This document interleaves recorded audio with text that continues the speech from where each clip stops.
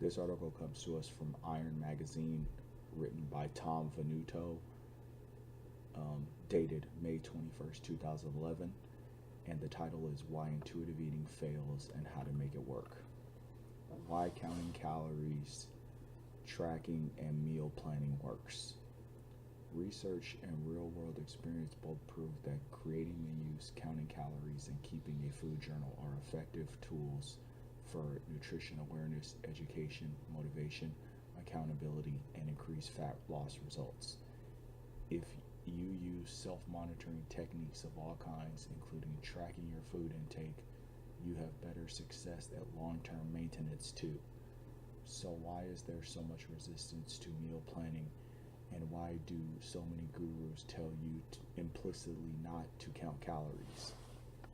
One reason is because counting calories is perceived as work, and hard work doesn't sell. Another reason is that skeptics say, what about people who lose fat without counting calories? What about intuitive eating? Well, you could choose not to count calories and eat what you feel your body is asking for and stop when you feel full. But if you do, that's called guessing. If you guess correctly and eat the right amount, you lose weight. That's called luck. I'd rather bet on a sure thing than roll the dice and hope for the best. Counting, tracking, and menu planning replace guesswork with precision, and that's what burn the fat, feed the muscle. This is a method I use and recommend in my Burn the Fat, Feed the Muscle program philosophy. It's about precision, doing it by the numbers. Perhaps even more important, doing the nutritional math and creating meal plans are also crucial parts of the learning process to raise nutritional awareness.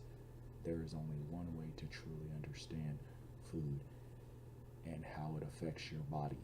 You have to go through all 4 stages of the learning process.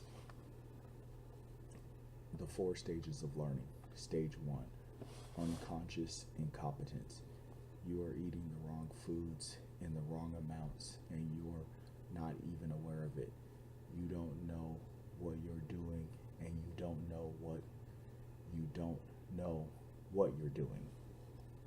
Stage 2, conscious incompetence. You are eating the wrong foods in the wrong amounts, but for some reason, you now become aware of it. This is often because of hitting bottom or an I'm not gonna live like this anymore epiphany. You don't know what you're doing wrong, and now you know that you don't know what you're doing wrong. Stage 3, conscious competence. You educate yourself and begin eating the right foods, but it takes a lot of thought and effort to eat the right things in the right amounts. You know what you're doing, but you have to think about it and work very hard to make it happen because you're using willpower and still learning. Stage 4, unconscious competence.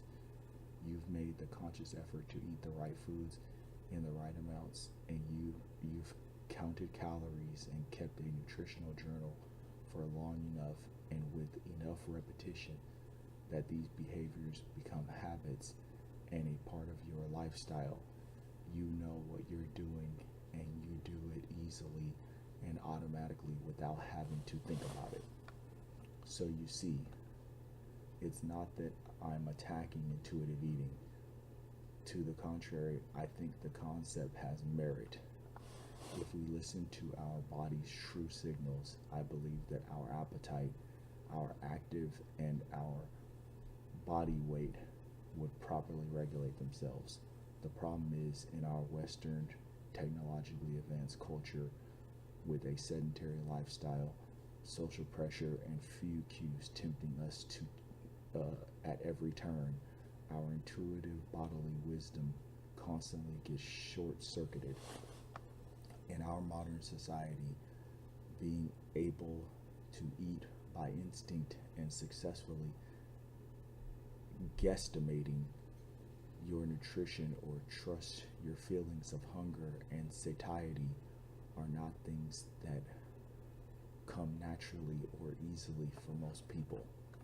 Big example, the calorie counts in restaurant meals or in fast food today are totally non-intuitive. Coffees with 700 calories, healthy salads with over 1,000 calories, appetizers with over 2,000 calories. It's true. Who'd have guessed that? And how about liquid calories? They don't activate your body's satiety mechanisms properly, so your body doesn't even send you the I'm full signal when it should. The only surefire way to reach that hollowed place of unconscious competence where eating the right foods in the right amounts becomes automatic is by going through the nutritional education process. 2 simple ways to count calories and get this nutritional education you need are the meal plan method and the nutrition journal method. The meal plan method. Using software or a spreadsheet, create a menu plan meal by meal with calories, macronutrients, and serving sizes calculated properly for your goals and your energy needs. You can create 2 or more menu plans if you want the variety. Then follow your meal plan every day. You simply weigh and measure your food portions to make sure your actual intake matches your written plan. With this method, you really only need to count calories once when you create your menus.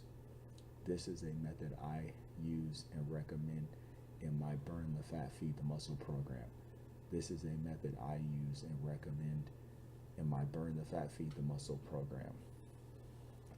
The nutritional journal food diary method. Another way to track nutrition intake is to keep a nutrition journal or food diary, either on paper or with an electronic device, software, or website. This is more like calorie counting in the traditional sense. Throughout the day, after each meal, you log in what you just ate, or at the end of the day, you log in all your food for the day. The former is the best option since people seem to get really bad cases of eating amnesia if they wait too long before writing it down. I recommend counting calories and keeping a nutrition journal at least once in your life for at least 4 to 12 consecutive weeks until you achieve unconscious competence. At that point, it becomes optional because habit and intuition take over. You can come back to your meal planning and journaling anytime in the future if you slip back or if you have a very important goal you want to work on. It's a tool that will always be there for you if you need it. The burn the fat bottom line. I suppose that one of the reasons we have an astonishing number of engineers, scientists, accountants, and math type folks in our society is because the by the numbers, burn the fat, feed the muscle approach naturally appeals to them. But to those who prefer a feel your way through it approach and have misunderstood my position on counting calories, let me dispel the rumors and offer some advice. At the same time, I am not against intuitive eating.